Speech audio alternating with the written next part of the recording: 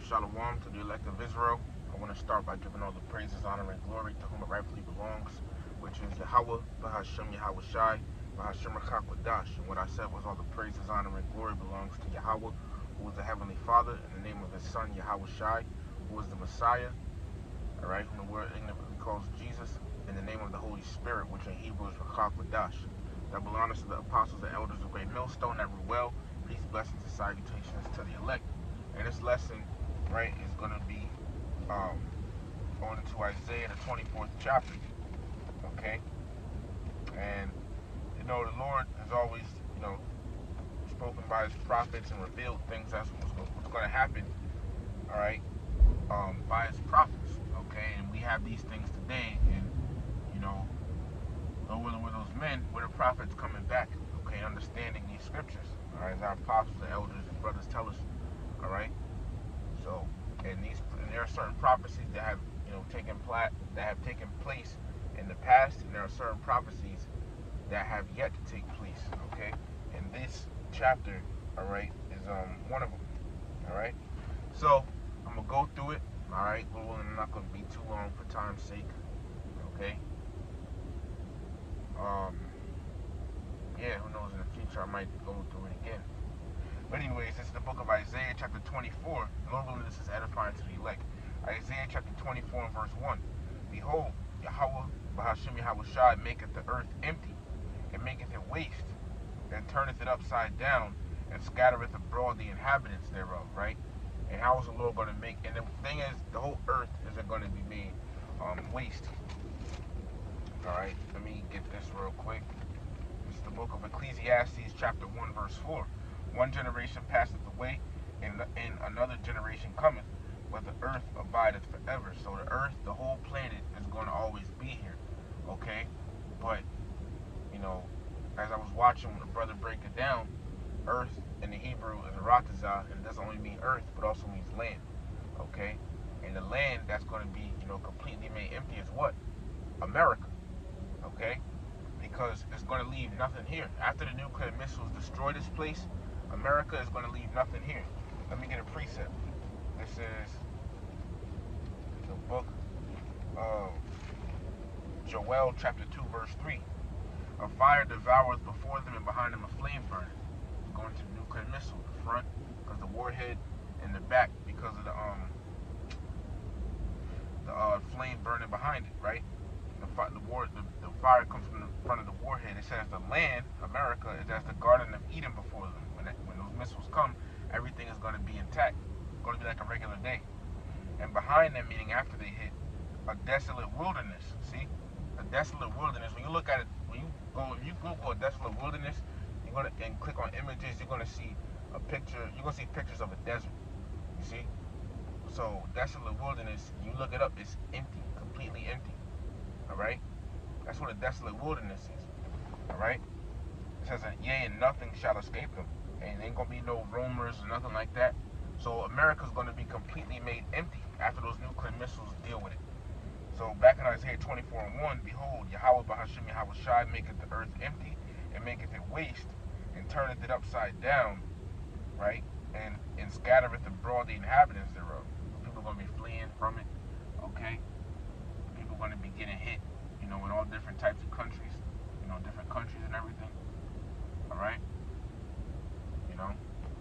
Verse 2, and it shall be as with the people, so with the priest, as with the servant, so with his master, as with the maid, so with her mistress, as with the buyer, so with the seller, as with the lender, so with the borrower, as with the taker of usury, so with the giver of usury to him. So what this is saying is that it doesn't matter your status, okay? It doesn't matter what level you are on in society, okay? It doesn't matter, your status in society, all right? From the very top to the bottom, basically saying everybody is going to get caught up in this, okay? It doesn't matter your status, For example, you're the president versus a hobo on the street, you're going to get caught up in this, all right? All y'all going to get caught up in this, so it doesn't matter, right? Verse 3, the land shall be utterly emptied and utterly spoiled, right? Spoiled because America's going to be, it's going to be, basically like a prey. countries are going to shoot their missiles on it to destroy it. It's going to be like one big target in that day, right? Verse 4, the earth, it says, for Salakia, the land shall be utterly emptied. See, it said the land, America. The land shall be utterly emptied and utterly spoiled. For Yahweh Bahashim Yahweh Shai hath spoken his word. The earth mourneth and fadeth away. The world languisheth and fadeth away. The haughty people of the earth do languish, going into people mourning. Verse 5, the earth is also defiled under the inhabitants thereof. Who are the inhabitants? The people. Okay? Also included who? Esau. Right? It says, because they have transgressed the laws, changed the ordinance, broken the everlasting covenant. Alright? So the earth is defiled because the people, they're not keeping the laws of the Lord. Okay? You know? And it affects nature, for example. Because of this devil, the so-called white man, and he's wicked, as the scriptures say. Let me get this real quick.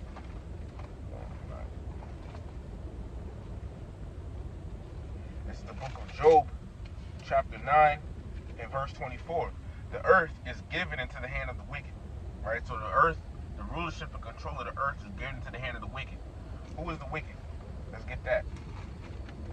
It says, the book of Malachi, chapter 1, and verse 4. Whereas Edom saith, Edom, okay, they descended of who? Esau.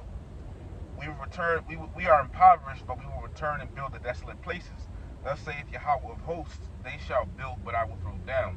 And they shall call them the border of wickedness, and the people against whom Yahweh hath indignation forever. Alright, so the Edomites are known as the border of wickedness. The Edomites are who? The so-called white people. Alright? You know? They're the wicked. Okay? And the elites of them are empowered. It says back in Job 9 and 24, the earth is given into the hand of the wicked. So if there's a wicked person in power, right, and the earth is under their control, obviously they're going to rule the earth wickedly. Okay, and the people, all right, you know, and they're not going to, you know, hold the people to the righteous laws of the Lord. You see? So people following that, you know, all this wickedness is out here. And also too, people don't respect the land Sabbath, because there is supposed to be a land Sabbath. All right, I forget where it's at in the laws, but see, now that affects nature. You see? So Isaiah 24 and 5 again. The earth also is defiled under the inhabitants thereof, because they have transgressed the laws, changed the ordinance, broken the everlasting covenant. See? Verse 6. Therefore hath the curse devoured the earth. Right? And this is just talking about, you know, because people are going against the laws. And by the way, also, what? They you know, switch the laws around, because what? Now, you know, you can be an HOMO and all of that extra stuff, right? It says, so verse 6 says, therefore hath the curse devoured the earth. Yeah, so this is talking about the punishment coming from breaking the laws of the Lord. Right? It says, and they that dwell therein are desolate. Therefore the inhabitants of the earth are burned. What's it going to be burned by? Nuclear missiles. And few men left. Alright, because even though a lot of people are going to, you know, be destroyed because of the nuclear missiles, right? You know, it's still going to be, you know, people around the world that are that survive it. Okay, there's still going to be people that survive it, you know, in other countries and everything like that, right? Now, verse 7, it says, the new wine mourneth, the vine languisheth, all the merry-hearted do sigh. Okay? And as Isaiah is seeing, you know, he's seeing the vision of nuclear destruction and all of that, and he basically saying that it's not going to be a joyful time. You know, the wine and all of that, merry-hearted, that's stuff for joyous times. Alright? But he's saying the new wine mourneth, the vine languisheth, all the merry-hearted do sigh. So it's not going to be a joyful time when these things come.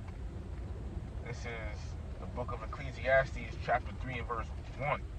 To everything there is a season and a time to every purpose under the heaven. A time to born and a time to die, a time to plant and a time to pluck up that which is planted. A time to kill and a time to heal. A time to break down and a time to build up. A time to weep and a time to laugh. A time to mourn and a time to dance. Alright? So there we go. And now we're coming into that time. The laughing and the healing, that's going to be in the kingdom. Right now it's the time to break down and know, all of that. Okay? So Isaiah 24 and 8, the mirth of tabrets. Mirth goes into being glad. You know, you look these words up, it goes into being glad and joyous. Right? So the mirth of tabrets ceaseth. The noise of them that rejoice endeth. The joy of the harp ceaseth. So what's gonna cause people to not be joyful and rejoice anymore? What's gonna cause all of that? These times is coming. All right? These hard times is coming. Okay, there's nuclear destruction. It's gonna be a hard time, man. It's gonna be a very sorrowful time that we're coming into. Verse 9, they shall not drink wine with a song. Because when you know, people that if you're drinking wine and, and singing, obviously you're joyful, right? So you get the idea. Okay, it's not going to be a happy time. It says, strong drink shall be bitter to them that drink it. Now it says, the city of confusion is broken down. What is a city of confusion? All right. Well, the word confusion in the Hebrew is Babal, which is another way of saying Babylon. Okay, and what is Babylon today? America, Babylon the Great. All right, and it's confusion. And here is nothing but confusion, man. Nothing but confusion. Women want to be men want to be women, etc. All of that stuff. You see? You know. So it says the city of confusion is broken down. It's going to be broken down because the Lord is, is going to collapse America. Is going to, bring it down, man. You see? It says every house is shut up that no man may come in. Yeah, because when all hell breaks loose because of how dangerous it is, like you see, because where I'm at right now, even though it's not, chaos or anything going on right now here in the streets, but basically the stores across the street, they have boards on them. So when there is chaos and everything, you typically see people, close their doors up, shut the doors and all of that, board it up. So when all hell breaks loose and how dangerous it is, people are going to be hiding. People are going to be hiding, man. Going inside to hide because of the chaos, or trying to hide because, hey, it doesn't matter. Look, man, you can try to run all you want. The Lord wants something to get you, and even in your fortified home, He'll do it. Or He could just make that your coffin. You see? Now you done locked it in so much to where you can't get out. See? But it says, verse 11, there is a crying for wine in the streets. All joy is darkened. The mirth of the land is gone. Yeah, and the crying for wine goes to the,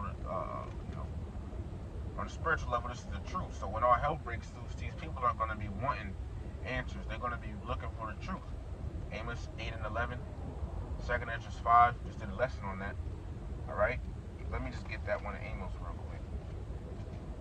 All right, this is the book of Amos, chapter 8, verse 11. Behold, the days come, saith the Lord Yahweh, that I will send a famine in the land, not a famine of bread, nor a thirst for water, but of hearing the words of Yahweh. And they shall wander from sea to sea, and from the north even to the east. They shall run to and fro to seek the word of Yahweh by Hashem Yahweh Shai, and shall not find it. So people are going to be looking all over for the men of the Lord when all hell breaks loose. People are going to be wanting answers, man. When this chaotic time comes, people are going to be wanting answers. I'm going to get the one in 2nd Ezra. 2nd Ezra chapter 5, starting at verse 9. And salt water shall be found in the sweet, and all friends shall destroy one another. Then shall wit hide itself, and understanding withdraw itself into his secret chamber. Going to famine of the word. Verse 10, it shall be sought of many, and yet not be found. You see that? People are going to seek answers. They're going to be seeking understanding of what's going on and what to do, but then you're going to find out. You see? Verse 11, one land also shall ask another and say, is righteousness that maketh a man righteous gone through thee? And it shall say, no. Famine of the word. People are going to be searching for the men of the Lord, and ain't going to find them, man. Okay? When this chaotic time goes down, people are going to be looking for the men of the Lord all over. All right? But back in Isaiah 24 and 11, it says, there is a crying for wine in the streets. All joy is darkened, the mirth of the land is gone. Yeah. In a chaotic time, you think people are going to be rejoicing like that? I mean, the men of the Lord are going to rejoice because the Lord will be with them, is written. But these regular people out here, man, look, it's not going to be a happy time, okay? People are going to be in a real sorrowful mood. They all happy and ha-ha, he now, ki, right? But just wait. Verse 12, and the city is left desolation, and the gate is smitten with destruction. Okay? And the city is left desolation, and the gate is smitten with destruction. Because, you know, they're gonna basically America, you know, before the nuclear missiles is gonna look like, you know, like civil unrest out here. There's things smashed, garbage in the streets, all of that stuff going on. You know, windows broken, buildings, the side of buildings blown off and whatever. You know, we're gonna be seeing that stuff, man. Right? And it says, verse 13, when thus it shall be in the midst of the land among the people, right? So now it's saying when the nuclear destruction happens, right? There shall be as a shaking of an olive tree, right? Because when you shake an olive tree, olives fall off, but there's still some left on there, right? It says, and as the gleaning grapes when the vintage is done, okay? Because back in the ancient world, we had a custom, all right, which the laws, statutes, and commandments are customs, right? You know, the customs of us Israelites, but we had, you know, a gleaning process we did, okay? To where you couldn't take all the, you know, the stuff. I'm just reading Leviticus 19:9. And when ye reap the harvest of your land, thou shalt not wholly reap the corners of thy field, neither, so meaning don't reap all your crops, neither shalt thou gather the gleanings of thy harvest, right? Why? Why can't you take all the crops and everything of your field? Verse 10, and thou shalt not glean thy vineyard, neither shalt thou gather every grape of thy vineyard. Thou shalt leave them for the poor and stranger. I am Yahweh your power. All right, so, you know, we would leave. So when it would come time to, you know, take the grapes and stuff, you would leave. You wouldn't take all the grapes and the crops. You wouldn't take all of it. You would leave some over, okay, for the poor of our people, right? So they could eat too. All right, and that was like the brother Sean says. You know, that was an ancient welfare system. You see, you know, as now. Man, you know, the poor, Jake, you see him out here, it's hard to get something to eat now. Esau's a faggot, man. Okay? Yeah, I hope they don't, you know, do what they do here, okay, on YouTube. I said that, but anyways. Right, so just like it would be some olives left, and just like it would be some grapes left, right? So when the nuclear destruction happens, a lot of people are going to be destroyed. However, but there's still going to, once again, there's still going to be people left over in the world. People in other countries still alive, all right? And including who? None other than the elect of Yahweh Bahashim Yahweh Shai, right? And it goes into it. Verse 14, they shall lift up their voice, they shall sing. For the majesty of Yahweh Bahashim Yahweh Shai, they shall cry aloud from the sea. Wherefore glorify ye Yahweh Bahashim Yahweh Shai in the fires.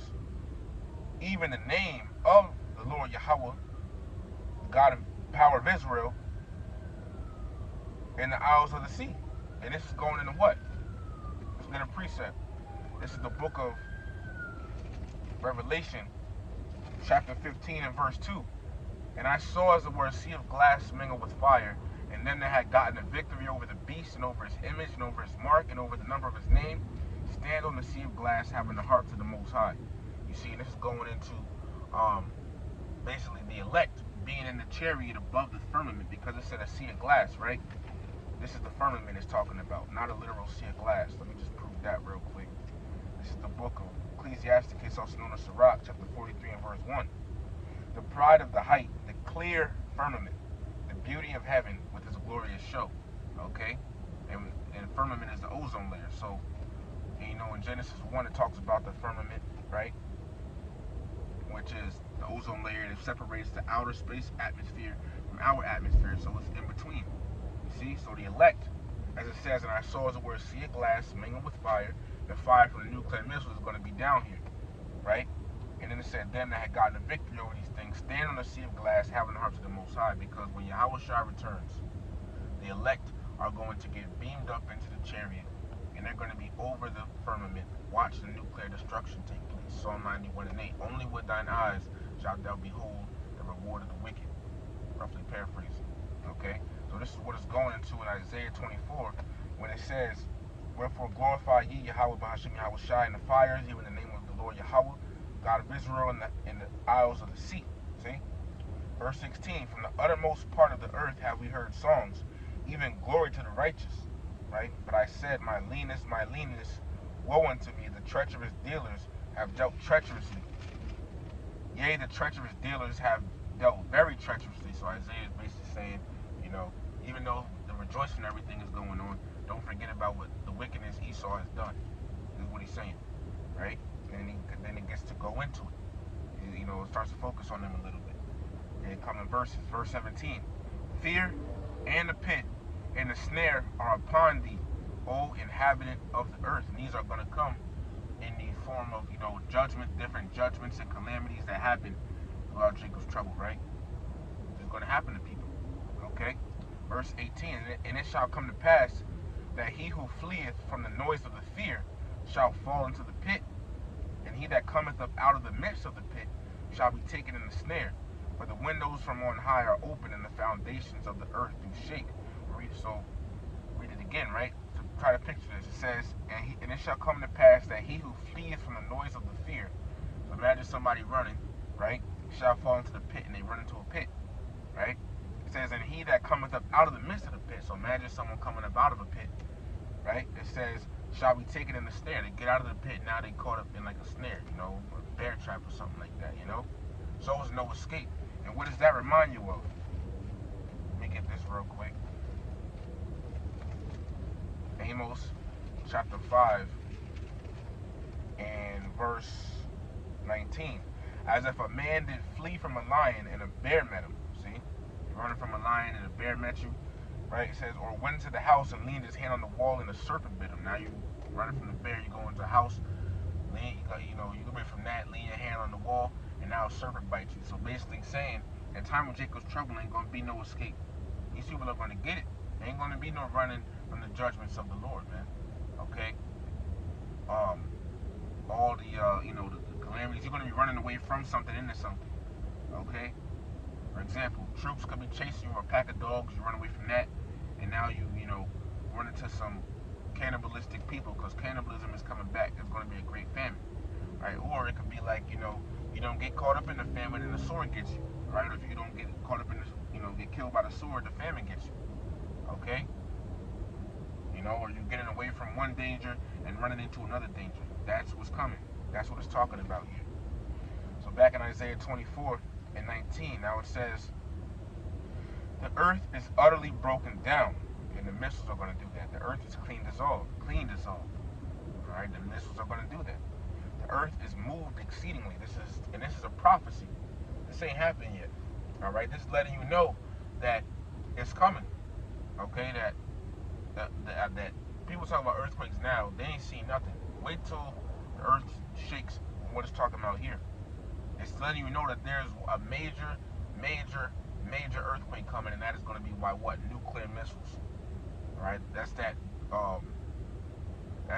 earthquake. I believe it talks about in 2 Peter. Let me see if I can get it real quick. The scriptures talk about the same things in different ways. Let me just go ahead and get this.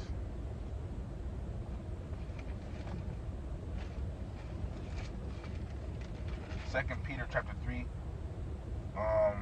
okay, it doesn't talk about it, alright, but still, 2 Peter 3 and 10, but the day of the Lord will come as a thief in the night. The day of the Lord is when the missiles are shot and Yahweh Shah returns, right? It says, in the which the heavens shall pass away with a great noise. Now think about this, if the nuclear missiles are hitting the earth, don't you think it's going to make a great noise? It ain't going to be like it's silent, alright? And the elements shall melt with fervent heat. It's going to be so hot, it's going to cause the elements to melt, the buildings, all of that is going to melt. It says, the earth also and the works of the therein shall be burnt up. Alright? So, there you go. So, back in Isaiah, let me get another precept about the earth quaking. 2nd Ezra 16 and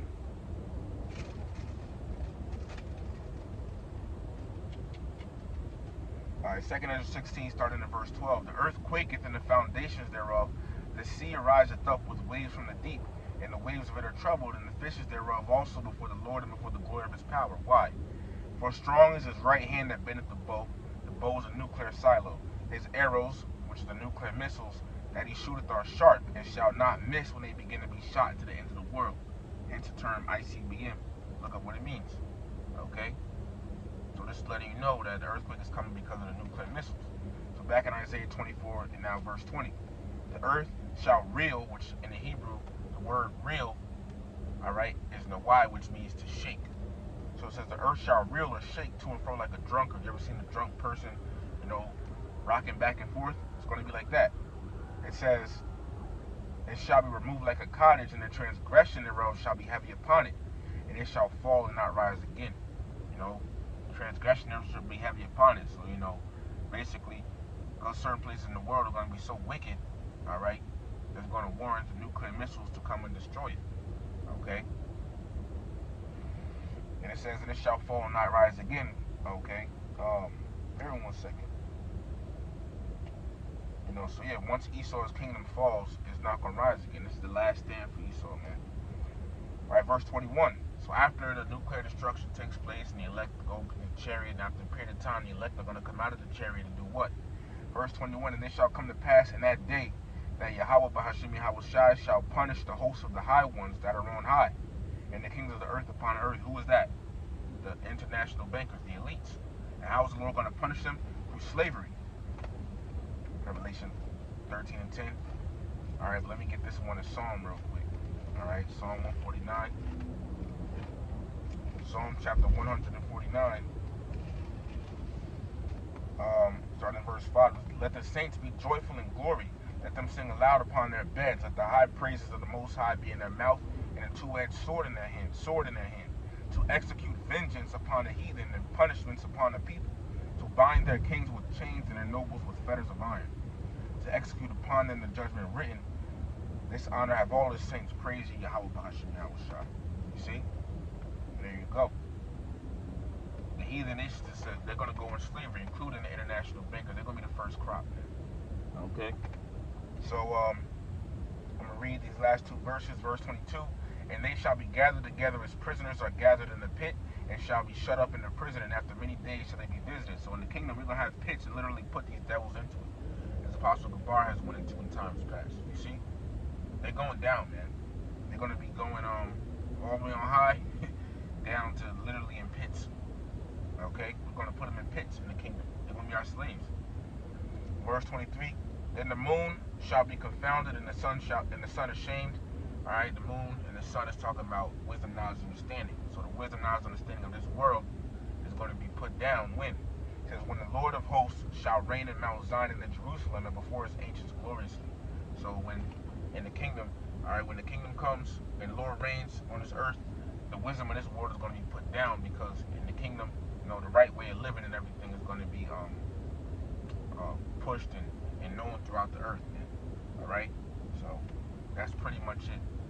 Okay, so yeah, we look forward to this. So let me just finish off in 2 Peter 3, and since I get that, since the right way of doing everything is going to come back, let me just end with this. 2 Peter 3 and 13. Nevertheless, we, according to his promise, look for new heavens and a new earth, a new rulership, and a refreshed planet earth, wherein dwelleth righteousness. That's what we look for, and the Lord is going to bring that. But first, this nuclear destruction has to happen. Okay? So, hey, with that, giving all praises, honor, and glory to Yahweh, Bahashim Yahweh Shai, Bahashim Rachakwadash, double honors to the apostles and elders of Great Millstone that rule well. Peace, blessings, and salutations to the elect. Shalom to the elect.